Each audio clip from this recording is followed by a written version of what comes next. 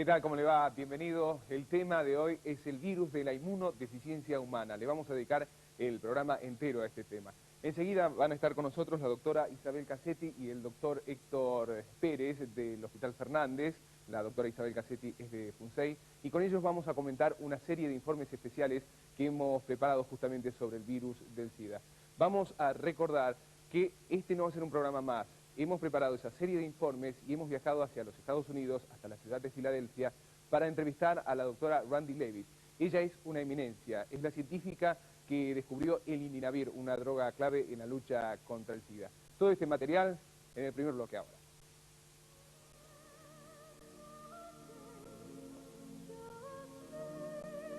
El virus del SIDA no distingue. Infecta tanto a hombres como mujeres, hemofílicos o drogadictos, negros o blancos, homosexuales o heterosexuales, a mí o a vos. Sin embargo, las diferencias las crea el propio ser humano. No es lo mismo ser seropositivo en un país pobre que en un país rico. No es lo mismo un negro que un blanco. El SIDA ha permitido redefinir algunas palabras. Discriminación parece tener un sonido más cruel y grotesco ahora. El número de infectados crece constantemente. Hay 30 millones de personas con el virus en su cuerpo. Desde este preciso instante hasta mañana a la misma hora, habrá 16.000 nuevos infectados. 9 de cada 10 enfermos viven en países pobres. Desde que Luc Montagnier aisló el virus en la década del 80 hasta nuestros días, la ciencia dio rápidas respuestas. Las últimas terapias permiten prolongar y mejorar la calidad de vida de los pacientes. El tratamiento con drogas combinadas ha permitido reducir la carga viral hasta niveles no detectables. Uno de los componentes de esa combinación de drogas es el Indinavir, un eficaz inhibidor de la proteasa. El grupo de científicos que lo descubrió trabajó durante años, en silencio. Una mujer estaba a cargo del proyecto. Viajamos hasta Filadelfia para conocer a Randy Levitt.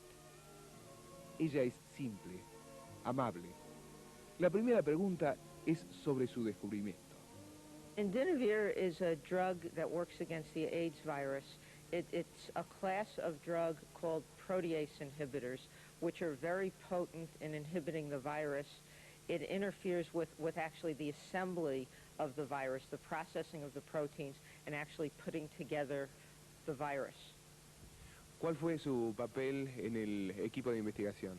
I work in clinical research at Merck, and as part of the clinical research team, we do clinical trials in patients to test the efficacy of the drug. And we've done many clinical trials, both in the United States, outside of the United States, in Latin America, testing the efficacy of Indinavir both alone and in combination with other drugs. And we have found that the drug, particularly in combination with other drugs, is very, very potent in inhibiting the virus, very potent in inhibiting viral replication, and provides clinical benefit to patients who are treated with the drug. ¿Cuáles son las drogas más usadas en la combinación contra el SIDA? I think in general the most common combinations of drugs are protease inhibitors such as Indinavir in combination with nucleoside analogs such as AZT and 3TC or D4T. ¿La esperanza sigue siendo la combinación de drogas? The hope is that some combination of drugs, maybe the triple combination of Indinavir, AZT, 3TC, maybe adding some other drugs to the combination, will ultimately be able to inhibit virus replication and allow the virus to be eradicated by the patient.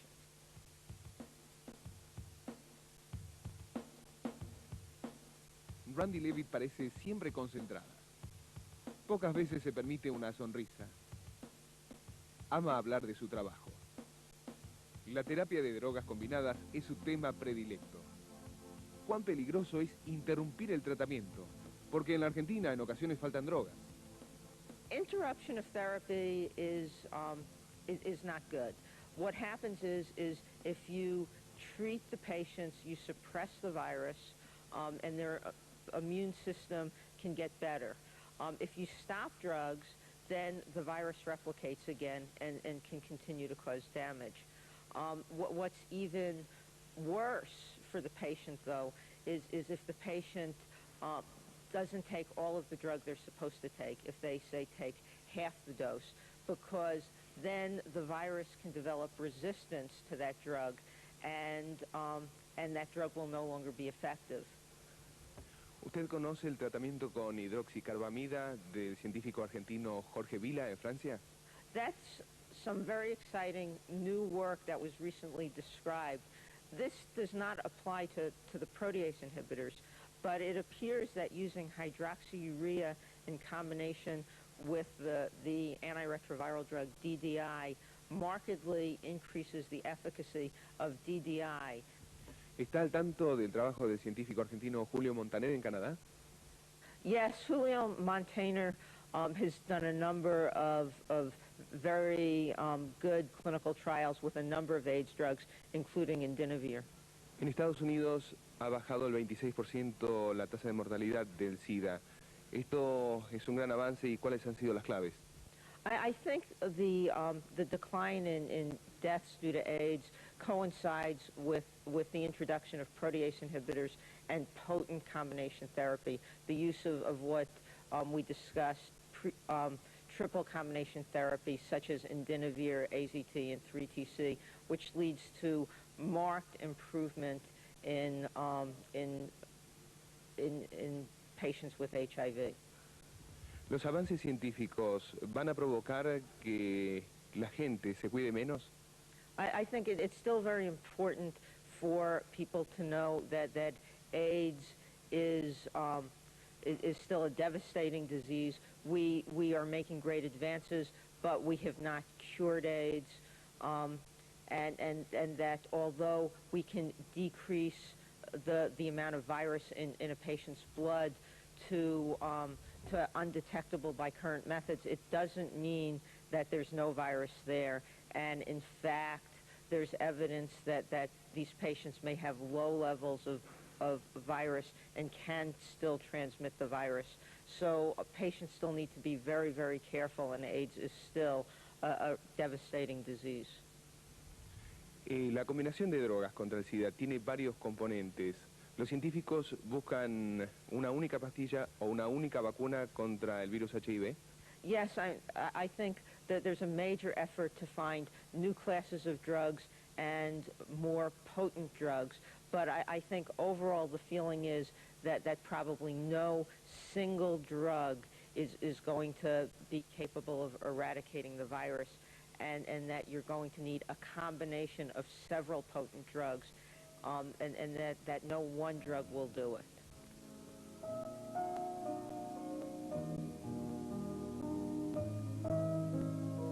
Dejamos por un momento Filadelfia y volvemos a la Argentina. El SIDA crece en nuestro país.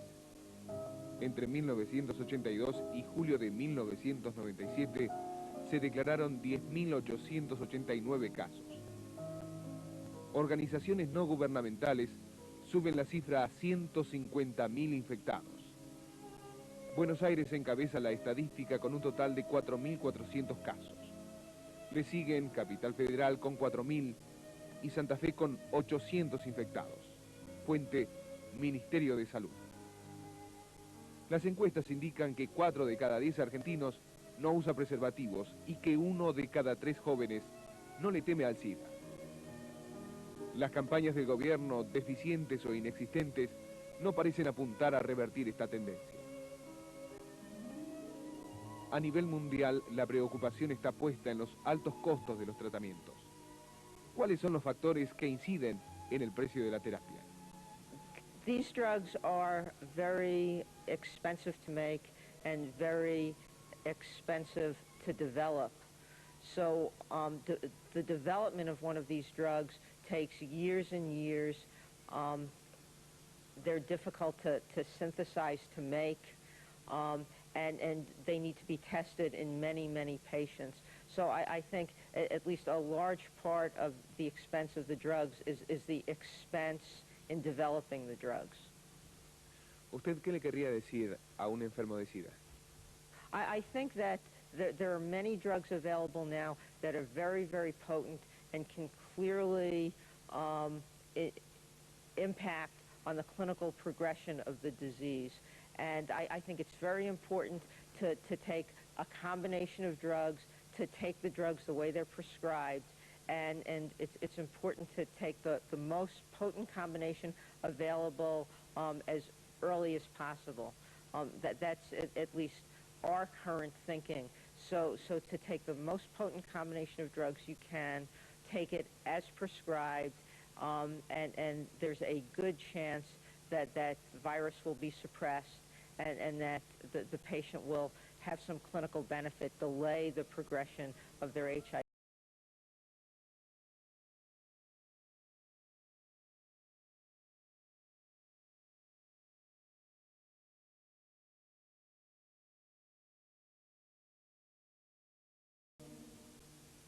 Que no te sorprenda el SIDA. Igual que con la tecnología, igual que con la desocupación, la brecha entre países ricos y pobres es cada vez más amplia. El problema es que acá no estamos hablando de una computadora más o una menos, de más desocupación o menos desocupación. Acá estamos hablando de vida o muerte. Tenemos que hacer una pausa y enseguida continuamos hablando de SIDA. No se vaya.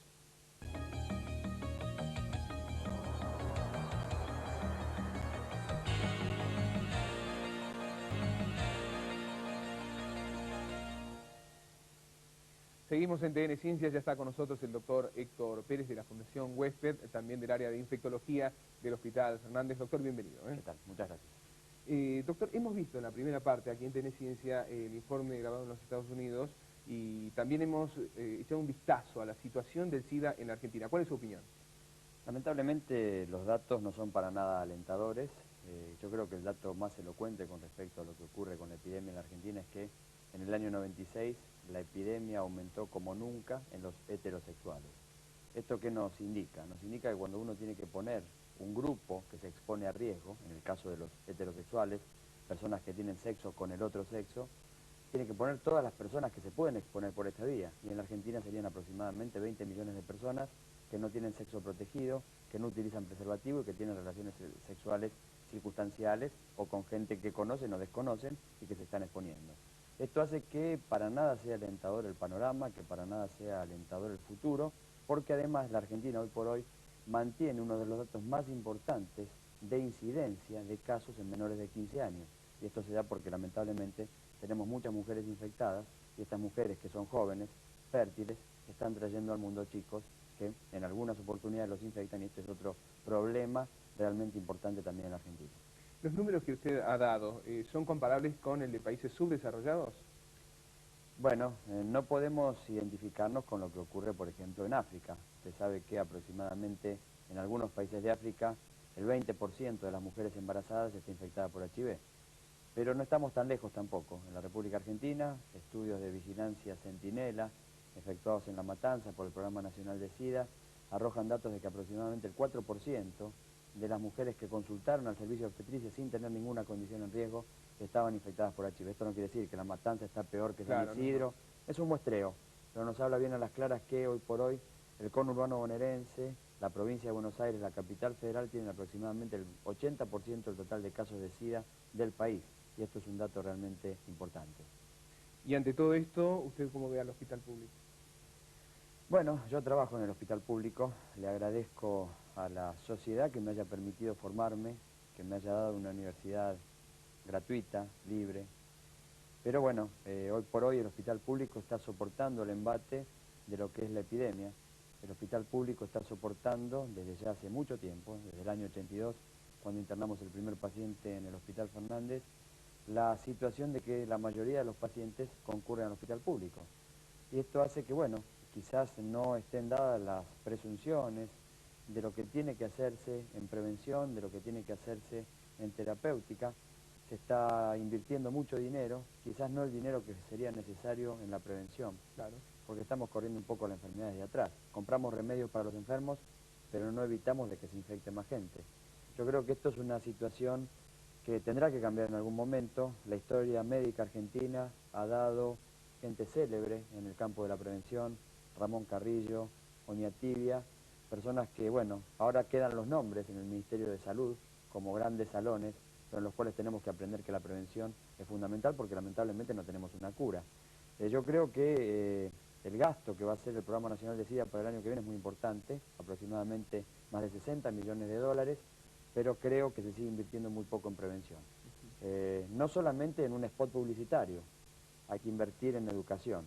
El spot publicitario puede ser muy bueno, que lo presenten en forma más o menos creativa, pero la ley 23798 claramente dice que la gente tiene que recibir educación por intermedio del Ministerio de Educación.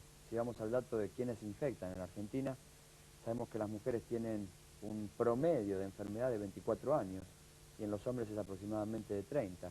Esto significa que en una infección crónica, lenta y progresiva, aproximadamente estas mujeres se infectaron 5, 8 o 10 años atrás. O sea que se han infectado prácticamente en la adolescencia. Tenemos que hacer educación sexual. Educación sexual no significa precocidad sexual, mucho menos promiscuidad sexual. En la Argentina, 1 de cada 6 mujeres es adolescente. Y esto no lo estamos hablando ni de Nairobi, ni del Zaire, ni de Kinshasa. Sino que, bueno, tenemos que entender de que esto está ocurriendo en la Argentina. El problema de HIV-Sida es uno de los tantos problemas de salud, no es el más importante, pero se está exponiendo todo un grupo de gente, se está invirtiendo una suma muy importante de dinero que a lo mejor no se utiliza para otras campañas que son necesarias, como es la vacunación, la alimentación en los chicos, la diarrea estival y todo lo que nosotros sabemos que sigue existiendo aún a pesar del SIDA.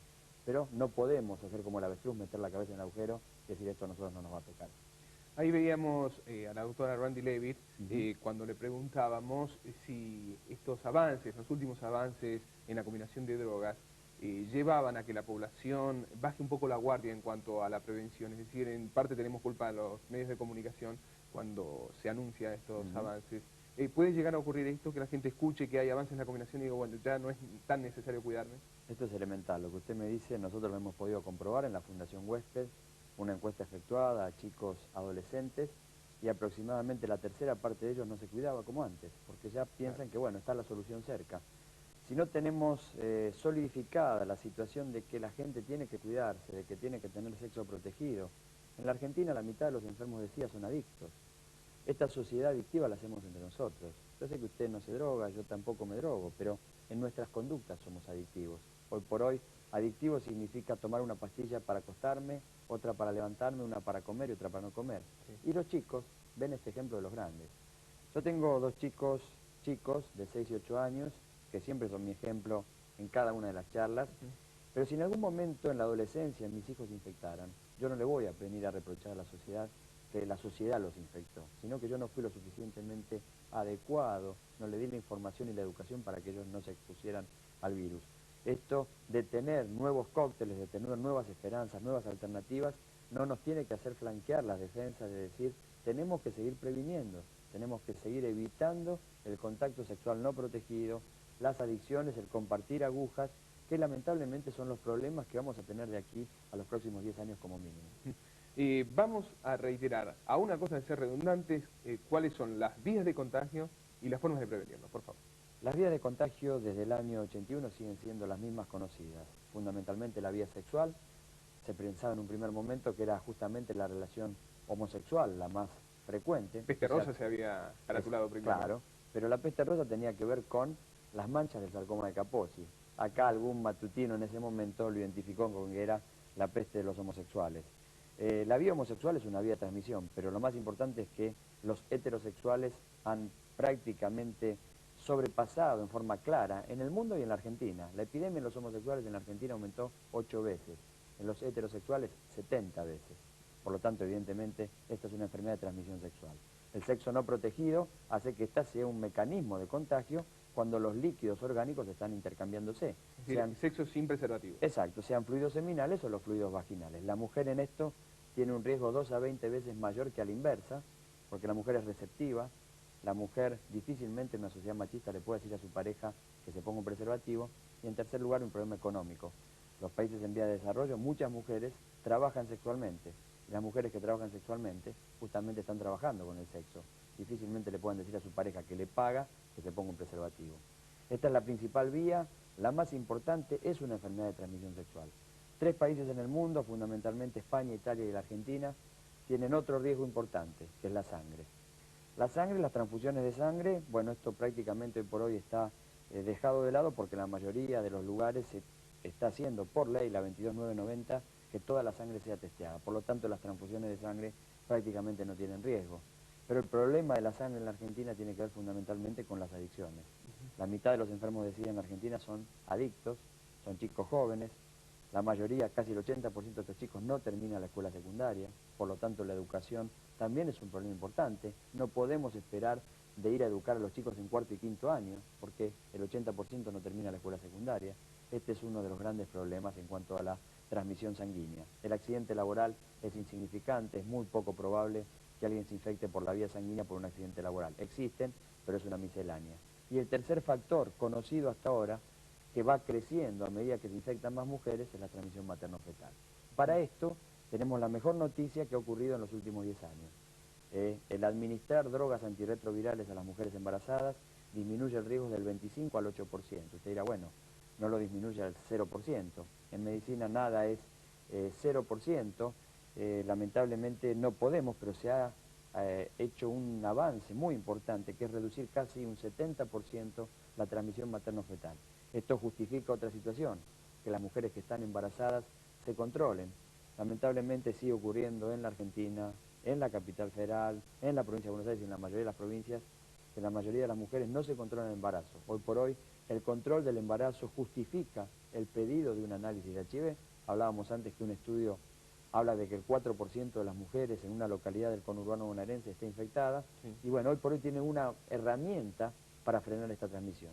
Todas las otras vías conocidas no son vías de transmisión del virus del SIDA. El beso, dar la mano, el abrazo, la transpiración, la saliva, el estornudo, los mosquitos, la pileta de natación o el baño, no son vías de transmisión. Las únicas conocidas, repitiéndolo, la vía sexual, la vía sanguínea y la vía materno-fetal. Después, doctor Pérez, le voy a pedir que hablemos un poco del trabajo que se hace en la Fundación Huésped y también en el Hospital Fernández, ya que usted está ahí, ¿sí? ¿Cómo no? Tenemos que hacer una pausa, enseguida continuamos hablando del virus de la inmunodeficiencia humana.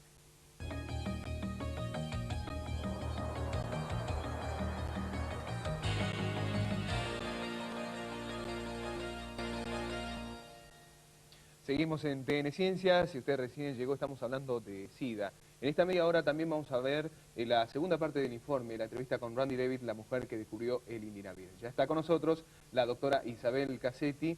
Doctora, bienvenida. Gracias. Bienvenida. Recién estábamos escuchando al doctor Héctor Pérez que hablaba sobre el impacto del SIDA en Argentina. ¿Cuál es la situación ahora? ¿Cuál es su opinión, Isabel? Bueno, las cifras de los casos de SIDA en la Argentina son realmente preocupantes. Si tomamos en cuenta el informe que acaba de dar a conocer el Ministerio de Salud Pública, vemos que los casos reportados son alrededor de 11.000 y de este porcentaje hay un incremento importante en los casos de SIDA en la mujer y además en los niños. La Argentina ocupa el primer lugar en Latinoamérica en el SIDA pediátrico. Y es interesante, Guillermo, recordar que en los últimos años en la Argentina se ha visto un enorme crecimiento en lo que es la transmisión heterosexual, de ahí que digamos entonces el impacto en la mujer, y en la transmisión a través de la adicción endovenosa. De manera tal que las proyecciones futuras son también que va a seguir existiendo un número importante cada año, digamos, de gente que se infecta. Vos sabés bien que hasta ahora ningún país del mundo ha logrado controlar la epidemia. Y entonces esto significa que a pesar de los extraordinarios logros, que luego vamos a hablar del tratamiento, todavía este es un problema realmente muy, muy importante, lo que nos indica que tenemos que trabajar mucho más en prevención. Sin embargo, Isabel, en Estados Unidos sí bajó, ¿no? Casi un 26% el índice de infección. Exacto. Como vos decís, en ciertos lugares, por ejemplo en San Francisco, los estudios indican que en la comunidad homosexual la prevalencia de infección por HIV ha bajado. Y también en lugares como en Tailandia, por ejemplo, donde el crecimiento del SIDA en la población heterosexual ha sido enorme, han desarrollado un programa de prevención en las trabajadoras sexuales que realmente ha sido muy exitoso porque bajó también la prevalencia. Doctor Pérez, ¿cómo toma una persona cuando usted le tiene que comunicar que es seropositivo? Bueno, esta es una primera situación importante. Antes Isabel hablaba de la epidemia visible, los enfermos de SIDA, aquellos casos que se han comunicado al Programa Nacional de SIDA. Lamentablemente nosotros tenemos en la Argentina un dato que es bastante alarmante, y es que la gran mayoría de las personas que están infectadas no lo saben. Esto hace que, bueno, muchas de estas personas no puedan llegar a lograr estas medicaciones importantes que detienen la infección, y creo que una de las propuestas que nosotros hemos tenido en cuenta en el último Congreso Argentino de SIDA la semana pasada es justamente de formar más recursos humanos, promover más que la gente vaya a testearse, porque hoy por hoy, a diferencia de lo que ocurría en la década del 80, tenemos una posibilidad de que la gente reciba tratamiento más precozmente, se enferme menos y, bueno, cambie un poco lo que es la historia natural de la infección. El hacerse un análisis de HIV significa todo un impacto. El ir a saber si uno ha estado en contacto o no con el virus, realmente es una situación importante. En nuestro servicio, como en muchos otros, esta situación la compartimos con los psicólogos. Los psicólogos hacen un aconsejamiento pre y post-test. Esto significa que, bueno, este ingreso de la persona al sistema de salud ya es una manera de estar haciendo prevención. Por eso nosotros lo interpretamos de esta manera. Muchas personas vienen a hacerse el análisis y después no lo vienen a buscar. Casi un 20, un 30% en nuestro hospital, en el Hospital Fernández. Y después, la situación de cómo tomar la situación de ser seropositivo o no, va a depender un poco también de lo que es la característica personal de cada uno. Claro. Si uno es un depresivo, se deprimirá y por eso va a necesitar del equipo de salud. Si uno tiene una actitud así de venganza con los demás, y bueno, también habrá personas, como lo sabemos, que dicen, bueno, a mí me infectaron, yo ahora no me cuido, voy a infectar a otras personas. Lo más importante, yo creo que como diálogo para la comunidad, es que tenemos que recrear un poco esa idea de pensar de que esto es una cosa terminal, de que nos van a dar una noticia de muerte. No es eso lo que hoy mantenemos como concepto. Lo que sí entendemos es que cuando uno consulta más precozmente, nos da más posibilidades.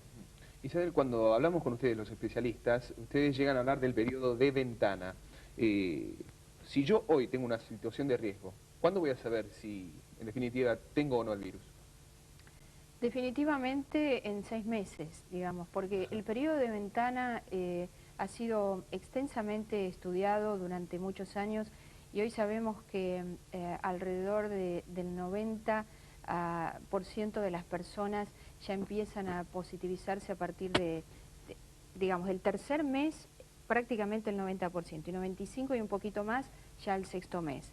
Entonces, más allá del sexto mes, no vale la pena seguir pidiendo análisis, siempre y cuando sepamos que esa persona no estuvo expuesta a una situación de riesgo. Pero ese periodo de 6 meses es el periodo de ventana donde una persona puede estar infectada, el análisis le da negativo y esa persona es capaz de contagiar. De ahí que, Guillermo, todavía hoy, a pesar de estar probando cada vez más nuevas técnicas y más sensibles, este periodo de ventana todavía existe. Por eso es muy importante que nosotros, digamos, entre los médicos decimos que nunca indicamos una transfusión de sangre a menos que sea estrictamente necesario, por el hecho de que todavía no tenemos un método 100% seguro. Tanto la doctora Isabel Cassetti como el doctor Héctor Pérez estuvieron participando del congreso que se celebró en la ciudad de Mar del Plata, horas antes de que se recuerde el Día Mundial de Lucha contra el SIDA. Allí también se dieron cita otros profesionales como el doctor Pedro Kahn y Julio Montaner. Yo creo que lo que hemos tratado de hacer en la última década y media es estudiar los aspectos clínicos del manejo de pacientes con infección por VIH. Hemos tenido mucha suerte, algunos de los trabajos han dado lugar a cambios radicales en el manejo de estos pacientes y bueno, estamos muy contentos de poder seguir contribuyendo a estos desarrollos. Doctor, cuando se habla de estos desarrollos, desde la óptica de un país como Canadá, este tipo de desarrollo quizá es normal. Eso es, con todos los elementos a su favor como para profundizar en el análisis de cuestiones de tanta relevancia. Pero ¿cómo se puede traducir eso de Canadá, dejando de lado Estados Unidos, del Río Grande hacia abajo? Bueno, yo creo que hemos demostrado en los últimos días aquí en el Congreso algunas estrategias de tratamiento que están causando gran mejoría de los pacientes infectados por VIH en Norteamérica, ambos en Estados Unidos, Canadá y Europa, las cuales están disponibles en el momento actual en la Argentina. De hecho, nuestros colegas en la Argentina las están practicando en forma muy exitosa y hemos demostrado también que el fantasma, digamos, del costo de las medicinas no es tanto como se temía, a pesar de que sí son caras, pero que cuando uno hace un análisis costo-beneficio y cuando uno mide el impacto de estos medicamentos, en realidad se justifica la inversión en salud que esto representa. ¿Cuál es en este momento la situación del SIDA en la Argentina? Mire, la situación del SIDA en la Argentina hay que inscribirla en el contexto de un mundo donde nos informa la Organización de las Naciones Unidas de Lucha contra el SIDA que 16.000 personas adquieren la infección por HIV cada día. De modo tal que la Argentina es parte de esto, no podría ser de otra manera cuando se trata de un país donde las campañas de prevención brillan por su ausencia o por su pobreza, donde no tenemos un esfuerzo sistemático en materia de prevención y donde el SIDA continúa creciendo, particularmente en la población de adictos a drogas y especialmente en la población de personas heterosexuales, con especial énfasis en las mujeres y en los hijos de estas mujeres.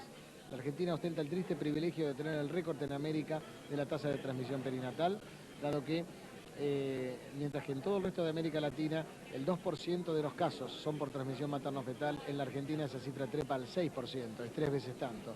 De modo tal que la situación del SIDA en Argentina es preocupante, no hay que confundirse con los éxitos terapéuticos que estamos teniendo, eso es para los pacientes que reciben las drogas, que las toman disciplinadamente, muy esforzadamente, drogas difíciles de tomar, que requieren digamos, un esfuerzo muy grande, en ayunas, no en ayunas, con agua, sin agua, combinando, no combinando, siempre a los mismos horarios, de lunes a domingo, de enero a diciembre y por ahora sin un tiempo limitado en cuanto a su administración. De modo tal que esto es una situación muy importante a tener en cuenta. No hay tratamiento antiviral que reemplace al beneficio de ser HIV negativo y tenemos que pelear para que miles de jóvenes que se van a infectar en los próximos años no lo hagan porque lleguemos a tiempo con nuestras campañas de prevención. El ministro de Salud, Alberto Massa, dijo que se ha normalizado el suministro de drogas, de la terapia de combinación de drogas para los pacientes. No habló de lo mal que funcionan las campañas contra el SIDA en la Argentina. Por suerte hay instituciones, fundaciones que sí están trabajando en torno a esto. ¿Qué se hace en FUNSEI, doctora? Bueno, en la Fundación tenemos en este momento desarrollando un programa de prevención justamente para la mujer embarazada y el niño. Tenemos una línea 0800 que funciona todos los días y las personas pueden llamar a ella. ¿El número? Puedo decirla, sí, es sí. 826-6050 y es solamente dedicada a HIV en la mujer embarazada y el niño.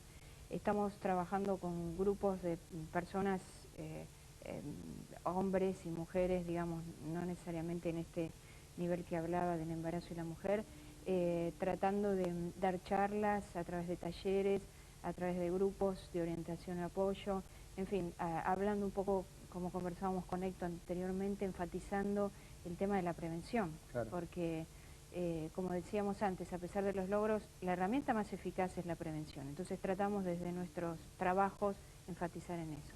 ¿Y en la Sociedad Argentina de SIDA? Bueno, es una sociedad joven, una sociedad con la cual hemos participado desde el comienzo con Isabel y con muchos otros colegas en la capital, en la provincia de Buenos Aires y en la mayoría de las provincias. Hemos tenido la suerte de, bueno, que se efectuara el tercer Congreso Argentino de SIDA. Yo creo que quizás la deuda más importante que tenemos en la Sociedad Argentina de SIDA es la formación de recursos humanos. Estos congresos permiten eso. Hemos tenido la oportunidad de cotejar con colegas de varias partes del mundo sus experiencias, de que se presentaran más de 400 trabajos de colegas argentinos, de que tuviéramos una cantidad importante de sesiones, 2.400 inscriptos, 600 y pico de ellos médicos, que estén trabajadores sociales, psicólogos, enfermeras, gente viviendo con el mismo virus. Esta es una situación bastante diferente a otras enfermedades. Esto lo hemos aprendido con Isabel desde nuestros ya más remotos congresos, en donde convivíamos nosotros con personas y esto nos parecía como una cosa distinta. Cuando uno va a un congreso de diabetes, difícilmente ve a los enfermos de diabetes. Esta situación no ocurre con el HIV. Lo que está haciendo el FUNSEI es una parte de estar integrándose con esta sociedad. Y bueno, esta joven sociedad que ya tiene más de 400 asociados está tratando fundamentalmente de normatizar. Con Isabel pertenecemos tanto a la Sociedad Argentina de Infectología como a la Sociedad Argentina de SIDA, y de ahí tratamos de sacar los lineamientos de terapéutica, qué es lo que tienen que utilizar nuestros colegas en otros países del mundo que a lo mejor no tienen la misma posibilidad de recibir la información que recibimos nosotros. Y bueno, esto es un poco lo que está poniendo en marcha la Sociedad Argentina para que, bueno, tengamos un tratamiento igualitario en la mayoría de los puntos del país. Una cosa, y Guillermo, es interesante, es que Héctor y yo y otros también colegas estamos desarrollando protocolos de investigación de drogas, que esto, digamos, hace unos años en nuestro país era, ¿te acordás, Héctor?, prácticamente imposible, y eso pensamos es una ayuda grande para los pacientes porque pueden acceder a claro, drogas sí, que de otro modo resulta difícil, y siempre agradecemos a los pacientes esta situación, digamos, que es para ellos es bueno y para nosotros es bueno también, porque nos da la tranquilidad de poder ofrecerle algo que sabemos que es útil. Claro que sí, claro que sí. ¿Cómo infecta el HIV? Esto nos va a ayudar a comprender. El HIV, el virus que causa el SIDA, no se puede reproducir por sí mismo. Como un parásito, el HIV ingresa en una célula sana del sistema inmune y le inyectan material genético y usa esa célula como una fábrica. El HIV transcribe ese material genético en el ADN y luego lo integra a las células genéticas. Allí el HIV se queda por algunos meses o utiliza a la célula para reproducirse a sí mismo. Los científicos han encontrado cómo inhibir el traslado del material genético del HIV a las proteínas con una nueva droga llamada Indinavir. Los resultados iniciales de los estudios con Indinavir demuestran que los niveles de HIV en la sangre disminuyeron dramáticamente. Sin el Indinavir, el virus del SIDA está propenso a completar su ciclo de vida y podrá infectar otras células sanas que estén en el cuerpo. Más de 1 billón de partículas de HIV serían creadas en una persona con SIDA. Los médicos consideran que el desarrollo del Indinavir podría ser el avance más importante y la droga más potente contra el HIV en todo el mundo. También tenemos que hablar de otras drogas, ¿no?, que se utilizan en la terapia. Sí, bueno, el Indinavir forma parte de un grupo de drogas que llaman inhibidores de proteasa. Sí. En nuestro país, además del Indinavir, está el Saquinavir, el Ritonavir, y se acaba de licenciar el Nelfinavir. Pero este grupo, Guillermo, hay que asociarlo con otras 2 drogas que forman parte de otro grupo que se llaman inhibidores de la proteasa. Es decir, que estas drogas no se usan solas, claro, porque rápidamente el virus se hace resistente. Entonces se asocian otras 2 que son los famosos cócteles, ¿no? La combinación de 3 drogas. De este tema y también de qué significa que no aparezca en un examen de carga viral el virus, si esto es o significa que el paciente esté curado o no. Eso van a responder enseguida nada más la doctora Cassetti y el doctor Pérez. Hacemos una pausa, la última, volvemos.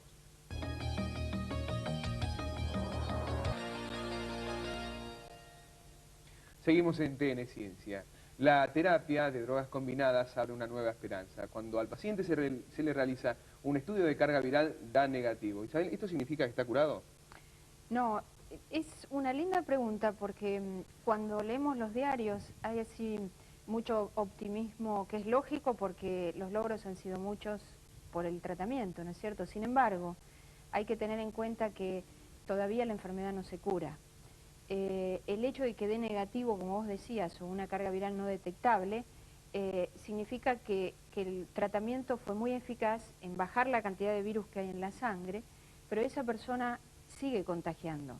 Por lo tanto, es importante saber que es un dato bueno, es muy positivo, es promisorio, pero no quiere decir de que la batalla se terminó. Quiere decir de que hay que continuar con el tratamiento, hay que seguir controlándose y fundamentalmente no abandonar las medidas de prevención. Es decir, no porque tengo la carga viral negativa, estoy bárbaro, fenómeno, entonces dejo de usar el preservativo. Claro. No, sino que siempre tener en cuenta que el preservativo hay que seguirlo usando y que es lo único hasta ahora que tenemos que en forma eficiente sirva en la prevención de la enfermedad. Un dato importante con esto que dice Isabel, lo escuchábamos la semana pasada en boca de Julio Montaner, ustedes pasaron anteriormente algo de él. Ellos tienen un protocolo de seguimiento que se llama INCAS, en el cual han incluido un triple cóctel de drogas, acetate, dedeína y virapina, y han tenido una muy buena respuesta sin utilizar los inhibidores de la proteasa, quizás un estudio único que no se ha podido reproducir en otros países, pero que bueno, es presentado en todos los congresos internacionales. Ellos, el 60% de los pacientes que están en esta terapéutica llevan casi 30 meses sin carga viral detectable. Y Julio comentaba de un paciente que ingresó al hospital por un accidente automovilístico con carga viral no detectable, que tuvo que suspender la medicación porque no tenía la vía digestiva libre por la intubación que tenía, se suspendió y a los pocos días la carga viral había trepado increíblemente. Esto significa, y no es boicotear a la gente, sino ser realistas, de que hoy por hoy tenemos que cronificar esta infección, podemos cronificarla, pero es como si le dijéramos a un diabético: bueno, usted tiene diabetes, tiene la glucemia controlada, a partir de ahora no se aplique más insulina. No lo haríamos nunca. Es un buen ejemplo, es un buen ejemplo. Segunda parte del informe con Randy Levitt, le preguntamos a ella qué peso significa estar estudiando una enfermedad que padecen 30 millones de personas. Yes, there's a lot of pressure. AIDS is a devastating disease, and many people have been working very hard to try to discover drugs that work against the virus, to develop these drugs, to get them available to people all over the world. There's a major effort in many countries now to try to develop a vaccine against AIDS. So there is a lot of pressure. It's a devastating disease that affects a number of people. ¿En qué está trabajando actualmente? We're still working very hard on the development of Crixivan, where we are looking at different combinations of drugs. We are looking at different dosing regimens to make the drug easier for patients to take. Since patients are using these drugs for years and years, we'd like to have dosages that are very easy for them to take and combinations that are very easy to take. Hablemos un poco de usted. ¿Cuándo decidió dedicarse a la ciencia? I was interested in medicine from a fairly young age. I can't remember when I didn't want to be a doctor. So very early on, I decided I wanted to be involved in medicine. ¿Cómo está formada su familia? My husband also works for Merck, and I have an 11-year-old son and a 15-year-old daughter. ¿Quisiera que ellos también se dediquen a esto? I would be very pleased if they decided to, but I really want them to do something they're interested in and happy with. Otro de los aspectos de la enfermedad. Los niños en un mundo con SIDA. El mensaje anual de la ONU fue alarmante. Más de 8 millones de niños han perdido a sus madres por el SIDA. Muchos millones más viven con uno de sus padres seropositivo. Y el número de niños huérfanos por el SIDA está aumentando. Más de 30 millones de personas se han contagiado el VIH. La mayoría de los niños seropositivos se contagiaron a través de la transmisión madre-hijo durante el embarazo, el parto o el periodo de lactancia. Además, tanto niños como adolescentes deben enfrentar una serie de riesgos adicionales. El del abuso sexual, de la explotación por el comercio sexual, el de las transfusiones de sangre y de la inyección intravenosa de drogas y de las relaciones sexuales consentidas pero realizadas sin una adecuada protección. Los niños infectados con SIDA y los niños huérfanos por la enfermedad muchas veces son estigmatizados y se les niega el acceso a los servicios básicos de educación y salud.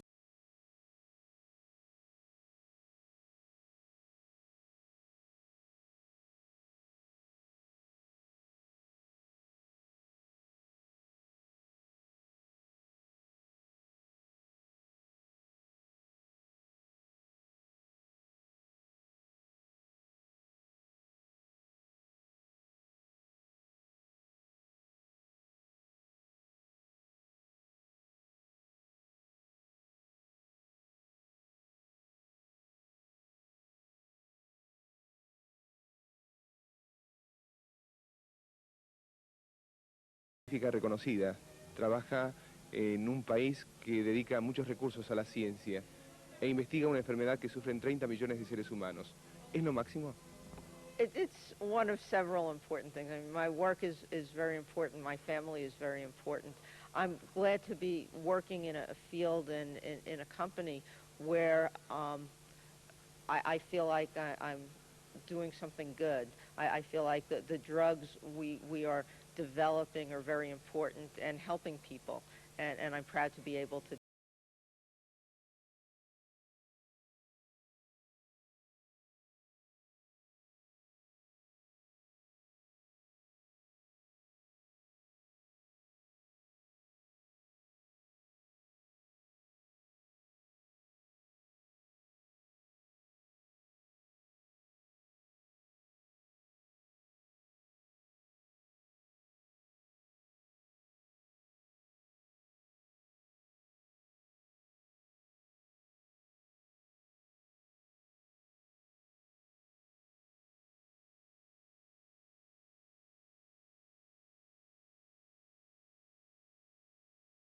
Unas dudas que quedaban pendientes. ¿El preservativo sigue siendo útil? Y segunda pregunta, ¿el beso húmedo tiene alguna incidencia en el SIDA? Bueno, la primera, que el preservativo sí, por supuesto que sigue siendo útil. A veces aparecen algunas noticias que el preservativo no sirve o que es deficiente y demás. Eso no es así, digamos. Como hablamos anteriormente, es la mejor medida que tenemos para prevenirlo. No hablamos, digamos, del hecho de la abstinencia sexual y la monogamia que damos por hecho que la gente ya lo conoce, ¿no es cierto? Pero un aspecto que es importante es que la gente tiene que entender que esta es una enfermedad que está instalada en la sociedad y tomar conciencia de eso y saber que a cualquiera le puede pasar porque el SIDA no discrimina a nadie y que es una enfermedad 100% prevenible, siempre y cuando se tomen los recaudos correspondientes. Y con respecto a la segunda pregunta, en realidad recién hablamos con Héctor de ese trabajo donde apareció que el beso podía ser o contagiar y demás. En realidad el beso por sí mismo no contagia. Tiene que haber una situación agregada donde se produzca el contagio y eso en general es cuando se produce una relación sexual que contagia a través de la relación sexual o que hay sangre o algún elemento en el medio que pueda ser peligroso. Queda claro. Doctor, la última pregunta. En Argentina, a pesar de las dificultades, ¿se están llevando adelante protocolos de investigación? Sí, creo que esto es importante, lo comentábamos en uno de los bloques. Tenemos la suerte tanto en el FUNSEI como en la Fundación Huésped del Hospital Fernández y muchos otros centros del país en que se estén efectuando protocolos de investigación en donde los pacientes llegan a tener posibilidades de medicarse con las mismas circunstancias de lo que está ocurriendo en otros países del mundo desarrollados. Creo que el dato más elocuente con respecto a esto es que hemos demostrado seriedad. Esta seriedad es evaluada tanto por las distintas administraciones del mundo como las distintas industrias farmacéuticas y esto nos permite, bueno, acceder a algo, creo que muy importante para los pacientes, tener las mismas armas que tienen en todos lados y esto creo que es un dato alentador para el futuro. Doctora Isabel Cassetti, doctor Héctor Pérez, gracias por venir a TN Ciencia. Gracias Muchas a vos. gracias. Muchas gracias. Nosotros nos tenemos que ir la próxima, veremos qué está haciendo el hombre para ser mejor. Gracias por acompañarnos.